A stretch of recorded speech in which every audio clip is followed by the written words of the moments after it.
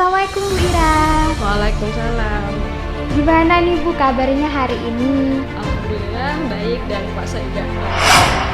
Orang kalau dengar kata sejarah, maka mereka pasti bilang sejarah itu masa lalu yang tidak perlu hanya saja kita tuh sangat perlu adanya perempuan, apalagi membuat peradaban ya kan. Kita nggak boleh hanya laki-laki yang sebagai perempuan saat ini. Kita lebih baik banyak membaca, juga ikuti perkembangan zaman ya, dari sosial media ataupun televisi itu ya. Kita ikuti perkembangan zaman, dari situlah kita bisa belajar memperbaiki pola pikir kita agar kita lebih maju. Karena mindset kita kan kebanyakan sekarang ini perempuan tuh hanya di dapur ya, hanya di dapur masak melayani suami gitu. Jangan salah, kalau kita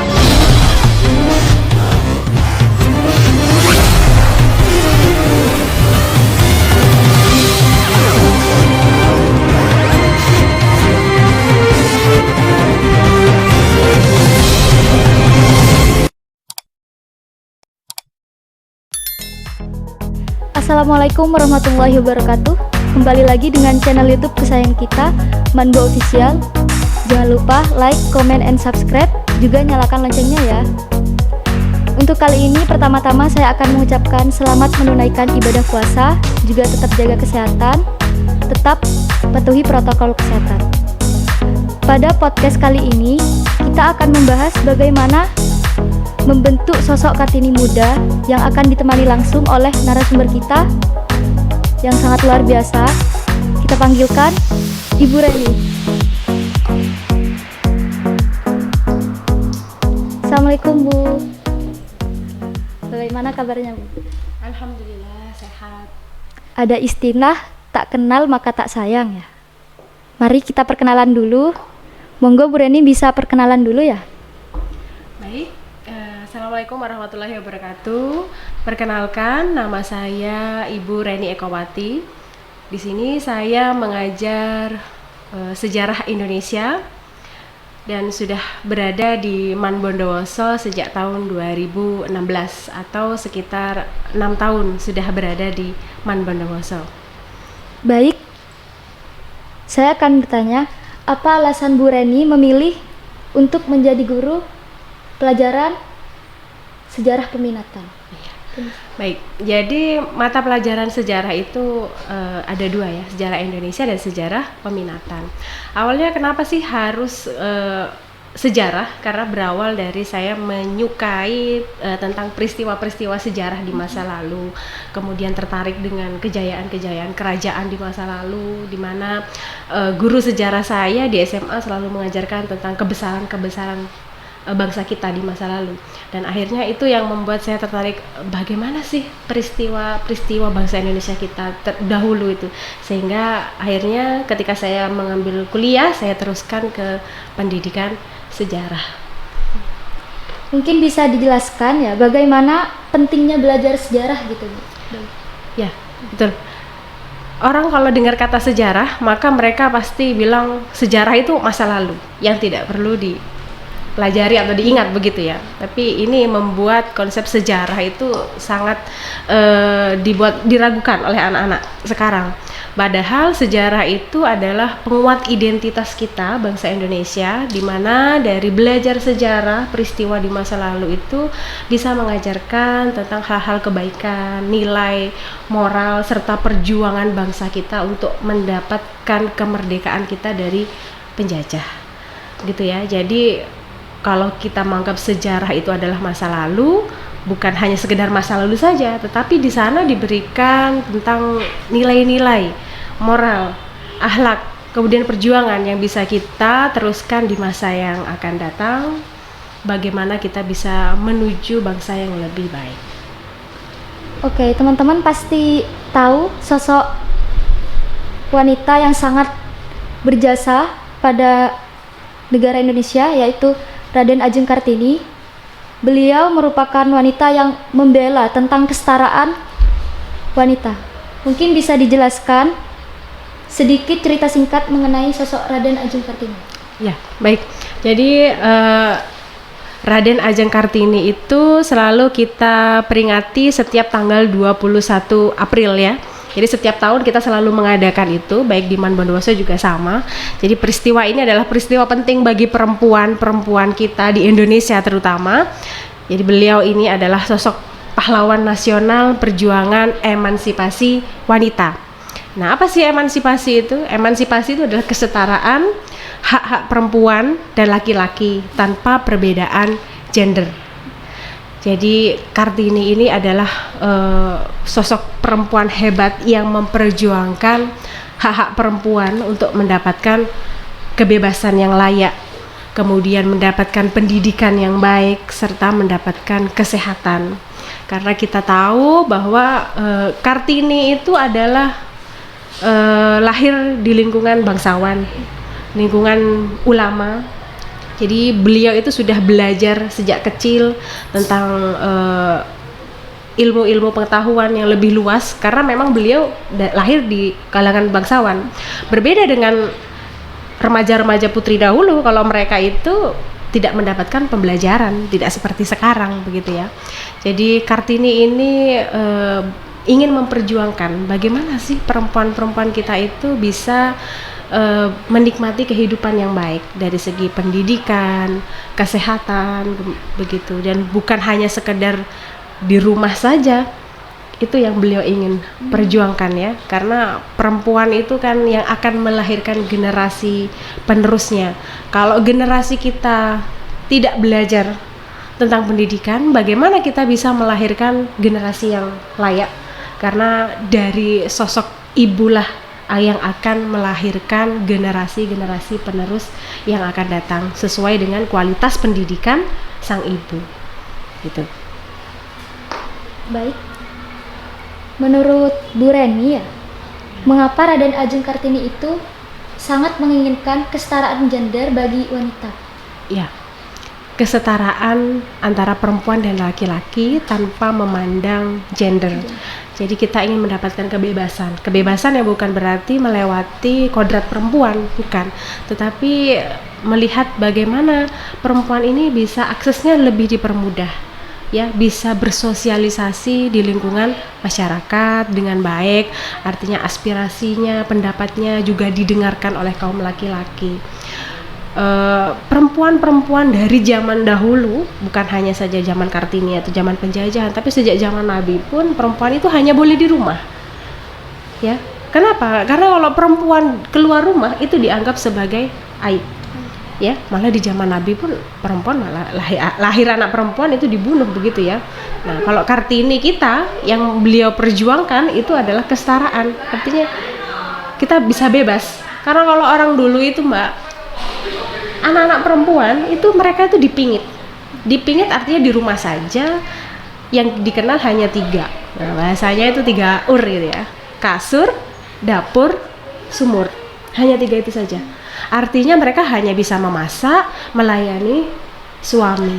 Nah, inilah konsep yang ingin Kartini rubah, bahwa perempuan itu bukan hanya di dapur memasak, melayani suami, atau bahasa katanya manut aja begitu ya. Artinya perempuan akhirnya merasa dirinya terjajah karena mereka tidak bisa mendapatkan kebebasan gitu ya. Jadi Kartini ini setelah beliau sekolah dipingit sejak usia 12 tahun, beliau belajar bagaimana mengajarkan nilai-nilai moral, keterampilan kepada remaja-remaja di lingkungan sekitarnya. Nah, dari situlah mulai muncul keinginan beliau untuk mendirikan sekolah-sekolah Kartini untuk remaja-remaja di Kota Rembang dan Jepara waktu itu.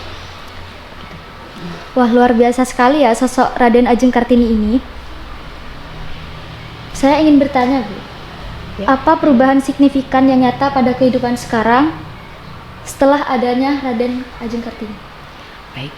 Perubahannya cukup baik dan cukup besar. Kita bisa lihat sampai sekarang di mana perempuan boleh bekerja, perempuan boleh berpendidikan, sekolah setinggi-tingginya, begitu ya. Perempuan juga sudah boleh memimpin di bidang-bidang yang lainnya. Jadi bukan hanya monoton di rumah saja yang hanya melahirkan, menyusui, kemudian mengasuh anak, bukan itu saja, tapi kita semua sudah ada perubahan yang besar di mana perempuan-perempuan dianggap sama dengan laki-laki ya.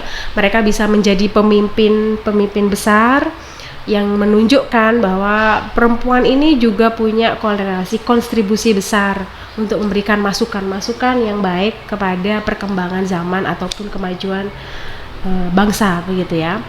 Kalau dilihat dari perubahan dari dahulu sampai sekarang, maka perubahan yang paling banyak itu mulai didirikan sekolah Kartini, kemudian ada Putri Mardika, kemudian juga ada gerakan itu Aisyah itu ya, di mana perempuan-perempuan sudah diberikan tempat untuk belajar, bukan hanya belajar ilmu pengetahuan tapi juga belajar tentang keterampilan agar mereka bisa melanjutkan ke jenjang yang lain ya. Jadi mereka bukan hanya sekedar di rumah saja. Selanjutnya pada masa Sumpah Pemuda dulu ya, 28 Oktober, kaum perempuan ini berdiskusi bagaimana sih kita itu biar dianggap ada, kontribusi kita ada. Jadi dibentuklah Persatuan Perserikatan Perhimpunan Perempuan, dan nanti pada masa Pak Soekarno diterapkan sebagai hari kelahiran ibu, tanggal 22 Desember gitu ya. Nah, itulah titik awal diakuinya perempuan. Nah, jadi ini menunjukkan bahwa kekuatan perempuan itu juga tidak bisa dianggap lemah begitu ya. Kita tunjukkan dengan keberhasilan bahwa kita bukan hanya mengasuh, mendidik, tapi kita juga melahirkan generasi yang baik sesuai dengan kualitas pendidikan kita. Karena kalau kita kurang wawasannya, kurang ilmu pengetahuannya, bagaimana generasi kita bisa lebih maju ya? Karena ada pendidikan yang pertama, madrasah yang pertama itu kan dari ibu. Iya, gitu. Jadi sangat berjasa sekali ya Raden Ajeng Kartini ini. Terus selain Raden Ajeng Kartini, adakah tokoh wanita lain yang ikut berkontribusi dalam kemajuan negara kita? Selain Kartini, itu banyak sekali tokoh-tokoh besar sebenarnya di balik itu semua. Cuman memang yang paling besar itu adalah sosok Kartini begitu ya. Tapi di sisi lain itu ada Cut Nyak-Dien, ada Cut Mutia. Kemudian di Jawa Barat itu juga ada Dewi Sartika yang sama-sama memperjuangkan pendidikan bagi putri-putri bumi putra kita ya. Jadi mengajarkan ilmu pengetahuan dan keterampilan. Selain itu juga ada istri dari Kiai Haji Ahmad Dahlan atau Ibu Siti Walidah. Beliau sebagai istri pemimpin Muhammadiyah, beliau mengajarkan tentang Al-Quran, mengajarkan tentang pengajian, membaca dan menulis. Jadi karena memang kurangnya ilmu pengetahuan perempuan saat itu, jadi beliau tergerak hatinya untuk mengajarkan Al-Quran, ya, kitab-kitab itu bagaimana sih kita melakukan beraktivitas dengan kehidupan sesuai dengan nilai norma yang berlaku serta juga sesuai dengan syariat agama, begitu. Jadi golongan buruh itu juga sama. Setelah mereka bekerja asar, mereka belajar di pondok pengajian. Nanti juga ada yang petani-petani, mereka diajak belajar bersama setelah maghrib begitu ya. Jadi memang tokoh-tokoh besar kita tuh banyak sekali. Kemudian juga ada Ibu Cut Nyak-Dien yang ada di Aceh itu ya. Perjuangannya juga luar biasa untuk menentang penjajahan bangsa Belanda. Banyak sekali yang bisa kita tiru sebenarnya. Iya Bu. Menurut Ibu, pendidikan adalah poin penting kan ya, dalam kontribusi kemajuan negara kita. Benar. Apa pentingnya pengaruh pendidikan dalam kemajuan negara kita menurut Ibu Radi sendiri? Ya. Pendidikan itu adalah ilmu yang harus kita pegang terus sampai akhir hayat gitu ya. Artinya pendidikan itu merupakan peran yang besar bagi kemajuan sebuah bangsa. Karena kalau pendidikan kita bagus, maka akan menghasilkan sumber daya manusia yang berkualitas, yang berinovatif dan kreatif. Artinya kita tidak akan hanya menerima segala sesuatu perubahan, tapi kita juga bisa melakukan korelasi bagaimana perubahan itu bisa kita terima baik apa tidak, begitu ya. Jadi kalau kita hanya diam saja, maka kita hanya mengikuti alurnya, kita hanya bisa terjajah sama seperti dulu karena kita tidak tahu tentang perkembangan zaman yang baik itu bagaimana. Jadi pendidikan bagi sebuah negara itu sangat penting karena dari pendidikan akan menghasilkan negara yang maju karena generasinya kan juga semakin berkualitas. pentingkah adanya sosok Kartini muda pada saat ini dan bagaimana cara membentuk sosok karakter Kartini muda itu?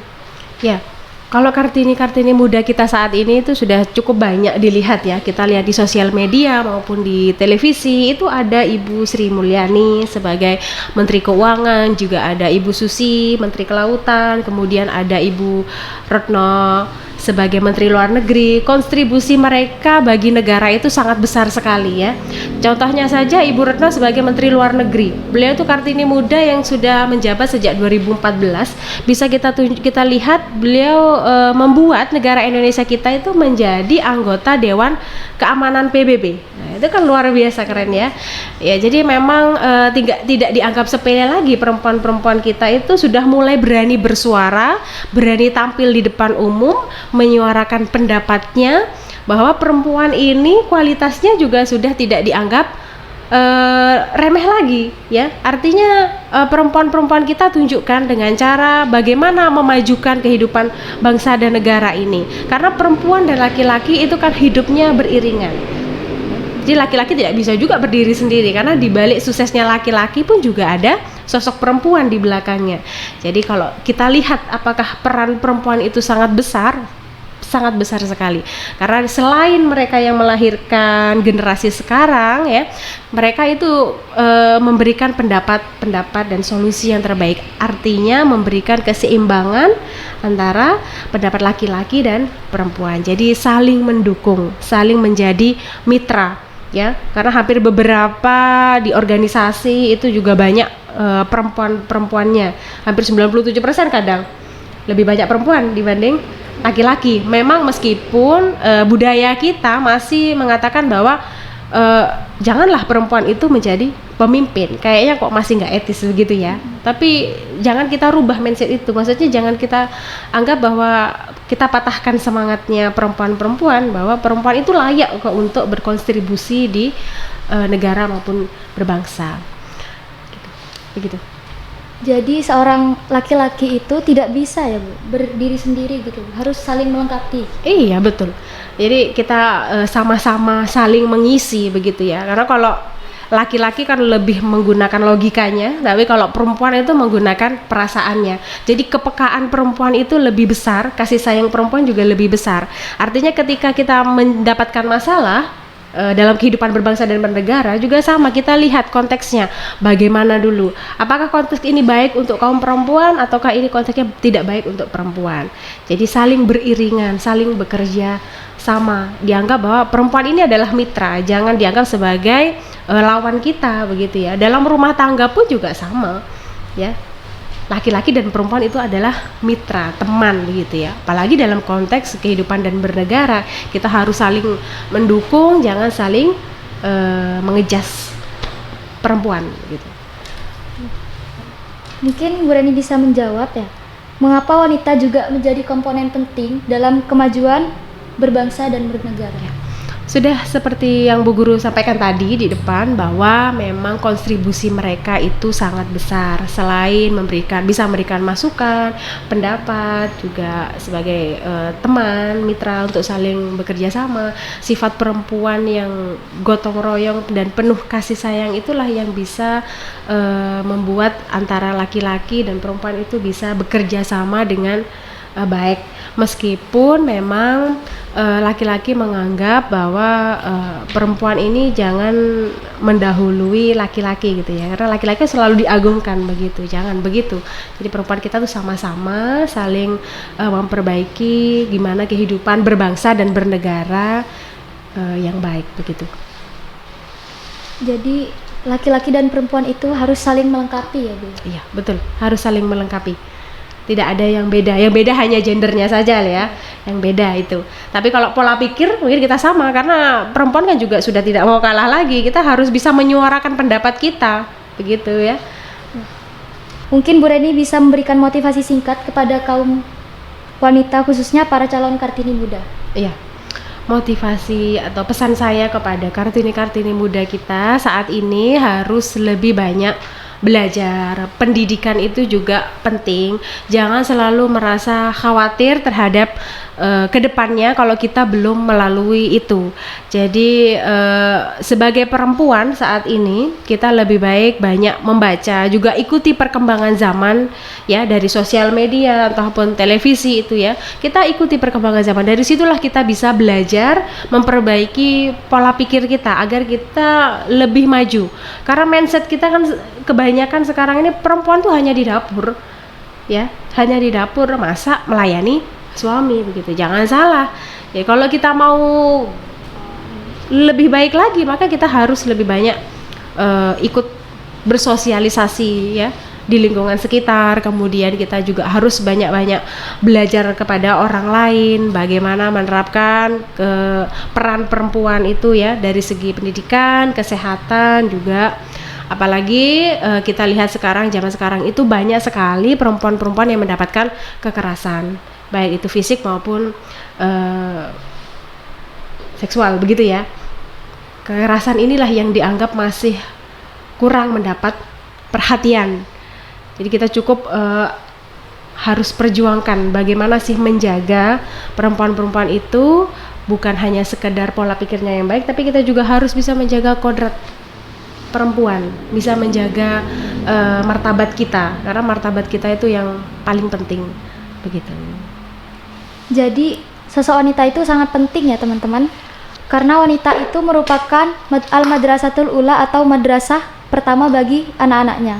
Wanita itu merupakan sosok yang menciptakan atau mencetak generasi pemuda-pemuda atau anak-anak yang sangat berkualitas. Jadi wanita itu harus mempunyai pendidikan yang baik, akhlak yang baik, punya moral juga moral yang baik.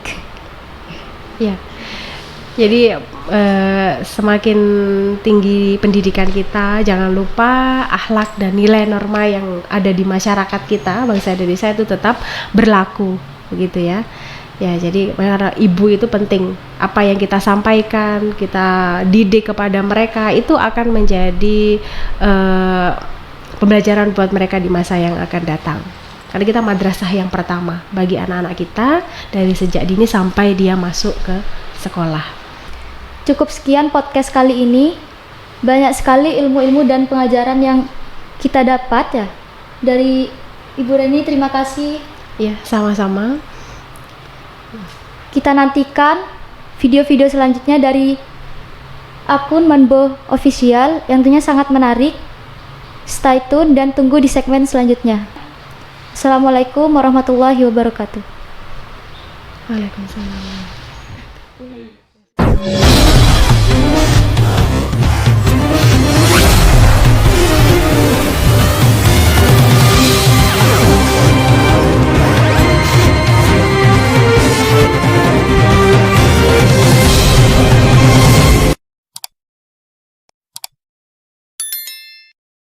Assalamualaikum warahmatullahi wabarakatuh. Gimana nih kabarnya teman-teman di rumah?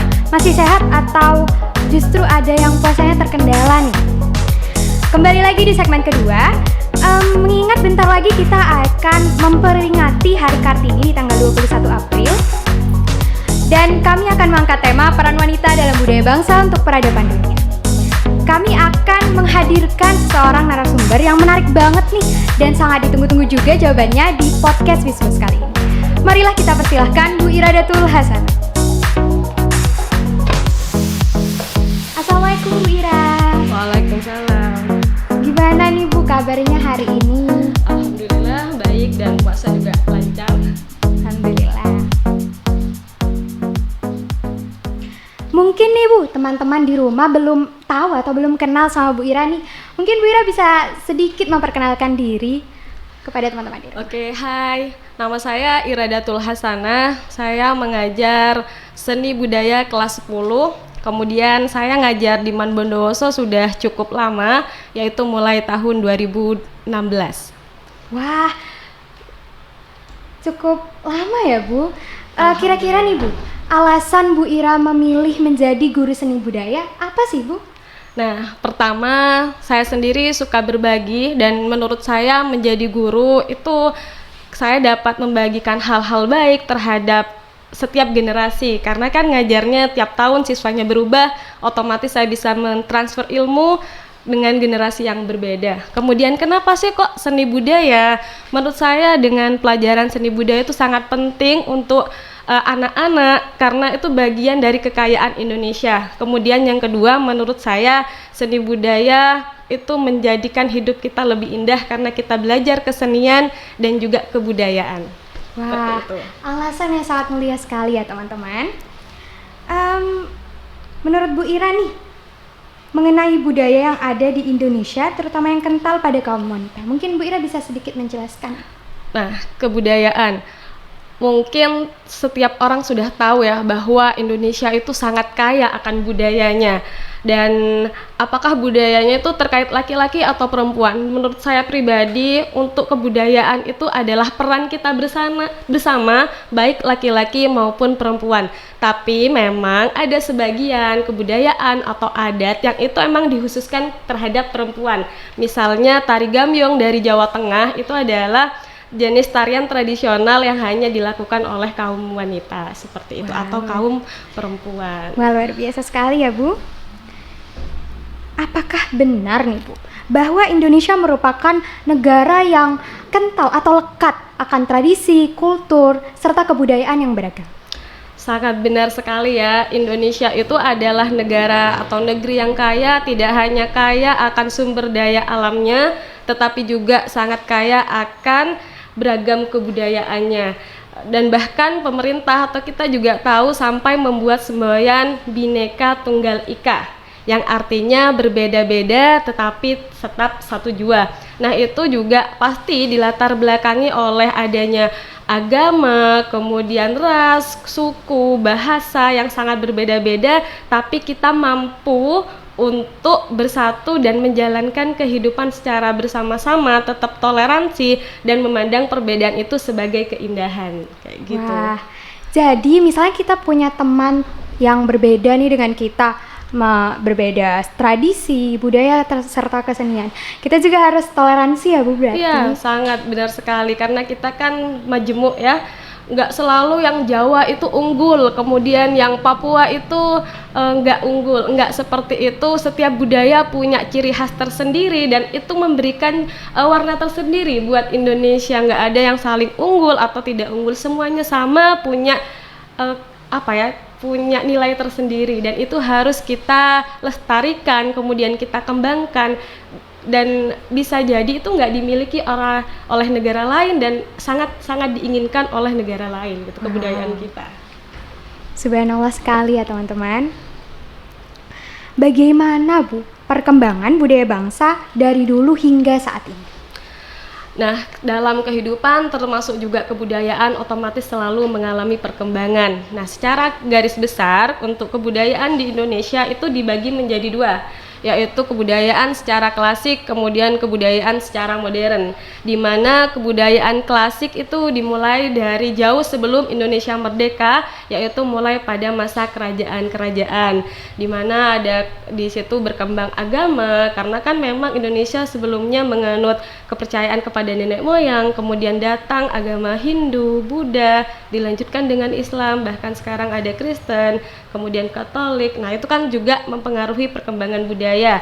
Ada juga tari, kemudian nyanyi, musik, peran, dan sebagainya. Kemudian yang kedua, kebudayaan itu juga ada yang modern, di mana perkembangan kebudayaan modern itu dimulai dari Indonesia merdeka, tapi lebih ke teknologinya. Jadi seperti itu. Wah, adakah Bu perubahan yang terjadi pada budaya bangsa seiring dengan perkembangan zaman? Sudah pasti ya, pasti ada yang berubah karena juga adanya arus globalisasi, kemudian juga perkembangan teknologi. Kita juga sering kemudian berinteraksi dengan negara luar, sedikit atau banyak pasti memberi pengaruh terhadap kebudayaan kita.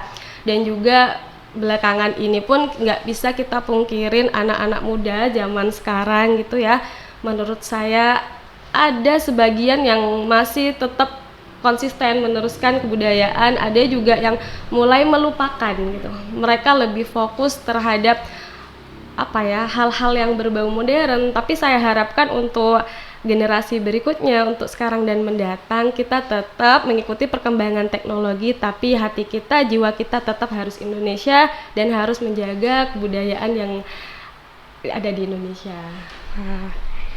Bisakah Bu, budaya bangsa yang asli dialkultur dengan alasan mengikuti perkembangan zaman? Untuk proses akulturasi itu sebenarnya udah mulai terjadi dari zaman dahulu ya, bukan hanya zaman sekarang. Karena akulturasi itu adalah proses kedatangan kebudayaan baru, tapi kita tidak tetap mempertahankan kebudayaan lama atau juga berkolaborasi seperti itu ya. Nah, misalkan nih saya kasih contoh seperti apa sih budaya yang diakulturasi kayak gitu, yaitu misalkan tahu semua ya, ada pertunjukan wayang kulit. Iya. Ya, pertunjukan wayang kulit itu adalah kesenian Jawa yang kemudian diakulturasi dengan mengambil cerita dari negara lain, yaitu India, dengan seperti Mahabharata. Kemudian juga kita bisa lihat proses akulturasi itu adalah pemberian nama anak Indonesia. Wah, iya. Yang biasanya di situ ada penggabungan nama Indonesia digabungkan dengan nama-nama dari Arab, kemudian dari luar negeri atau mungkin sekarang Korea kayak gitu ya. Jadi proses akulturasi itu akan tetap terus berjalan sampai nanti, karena kita nggak tahu sampai kapan ya gitu. Kira-kira akulturasi menurut Bu Ira sendiri nih ada dampak negatif atau positif ini? Jelas, pasti ada dampak negatif dan ada dampak positifnya.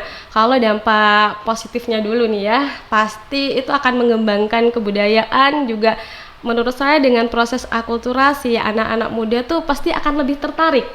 Kalau misalkan ditampilkan dengan sangat tradisional, anak-anak muda tuh cenderung tidak tertarik dengan hal-hal yang berbau budaya, tapi ketika itu dikombinasikan atau dikolaborasikan dengan yang modern, itu antusias gitu. Oh, ternyata ada loh kebudayaan seperti ini. Justru ketika diselipkan dengan yang modern baru mereka lebih tahu. Nah, untuk yang negatifnya juga pasti terkadang yang sangat tradisional itu banyak yang terlupakan gitu, banyak yang tidak tahu gitu. Padahal itu tugas kita bersama. Kebudayaan adalah kekayaan Indonesia, harus dilestarikan, dikembangkan dan juga lebih dijaga gitu kelestariannya ke depan. Apakah budaya bangsa dapat turut menjadi tonggak dalam membangun peradaban dunia?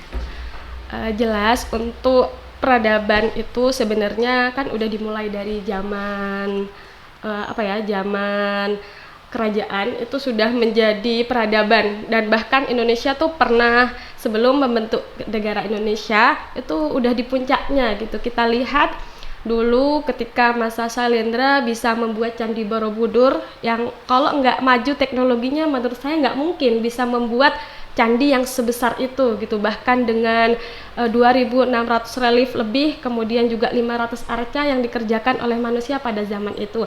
Tetapi sejauh saya membaca itu juga mulai mengalami penurunan ketika Indonesia dijajah. Nah, itu mengalami penurunan terhadap kebudayaan, tapi untuk sekarang saya lihat kebudayaan sudah mulai eksis lagi, apalagi dikombinasikan dengan hal-hal yang modern. Dan tidak hanya Indonesia yang bangga terhadap kebudayaan yang ada di Indonesia, orang luar pun sangat tertarik untuk mempelajarinya.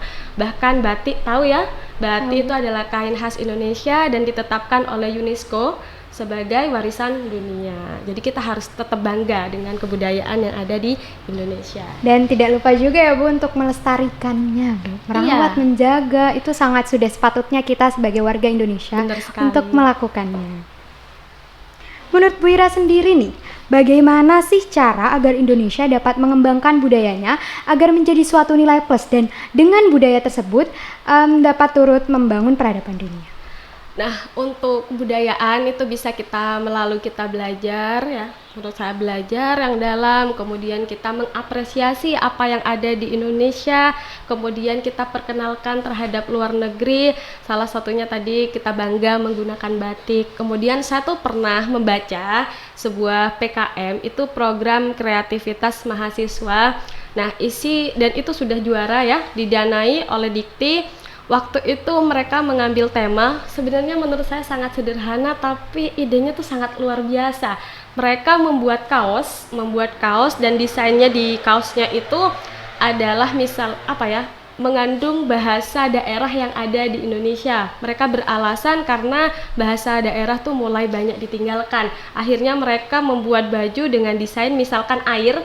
Air itu apa saja sih bahasa daerah dari berbagai daerah di Indonesia. Misalkan kalau bahasa Madura, ternyata air menjadi aeng.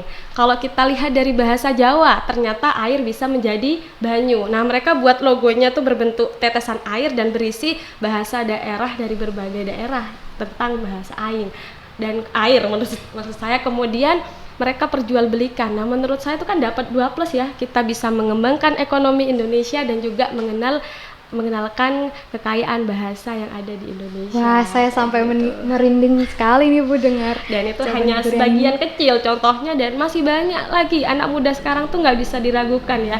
Menurut saya idenya tuh selalu out of the box kayak gitu. Wah. Ini pertanyaan penutup dan sangat-sangat lekat akan kaum wanita. Ya. Rasanya cepet banget. Apakah sosok wanita menjadi komponen penting pada kebudayaan bangsa untuk membangun peradaban dunia? Ya, saya sebagai perempuan atau sebagai wanita, saya juga merasa diri saya penting. Nggak ada yang nggak penting, apalagi untuk membangun sebuah negara, untuk membangun sebuah rumah tangga saja, kita tuh sangat perlu adanya perempuan. Apalagi membuat peradaban, ya kan? Kita nggak boleh hanya laki-laki yang tampil, tidak seperti itu. Saya rasa perempuan sekarang sudah sangat independen, mandiri, dan juga nggak kalah karyanya terhadap laki-laki gitu. Bahkan kan kita tahu Indonesia pernah dipimpin oleh seorang presiden perempuan, yaitu Ibu Megawati, dan saya rasa kedepannya juga pasti perempuan akan semakin menunjukkan eksistensinya, melahirkan sebuah karya-karya, dan juga akan menjadi komponen penting dalam membangun Indonesia maju nanti ya. Mengingat kita akan melahirkan generasi-generasi muda nih Bu. Iya, apalagi kan perempuan akan menjadi seorang ibu, pasti melahirkan generasi-generasi yang terbaiknya nanti. Mungkin penonton di rumah membutuhkan sedikit motivasi nih Bu, atau Bu Ira sendiri mau memberikan motivasi singkat pada kaum muda nih, khususnya para wanita, untuk ikut menjaga dan turut mengembangkan budaya bangsa. Ya, mungkin pesan-pesannya ini buat yang menonton, kemudian juga buat yang merasa muda juga gitu ya. Kita harus belajar, nggak pandang umur, berapapun usianya kita harus tetap belajar, kemudian harus merasa memiliki kebudayaan. Meskipun kita orang Jawa, kemudian kebudayaan orang Aceh sama, itu milik kita karena masih di Indonesia. Kita harus melestarikan, mengembangkan, dan juga mengapresiasi apapun hasil karya anak bangsa kayak gitu. Mungkin itu saja sih motivasi dari saya ya. Mungkin sekian podcast Bisbos kali ini. Untuk Bu Ira sendiri mohon maaf jika saya ada salah-salah kata ya Bu. Dan terima kasih banyak sudah mau hadir di podcast Bisbos kali ini. Ya, sama-sama, saya juga merasa sangat terhormat bisa menjadi salah satu narasumber. Semoga apa yang saya sampaikan memberi manfaat. Tolong yang tidak baik jangan diambil. Itu saja karena saya pasti banyak salahnya. Untuk penonton di rumah, thanks for watching. Don't forget to subscribe, like, comment, and share this video. Forgive me if there are many mistakes in my words. And see you in the next video.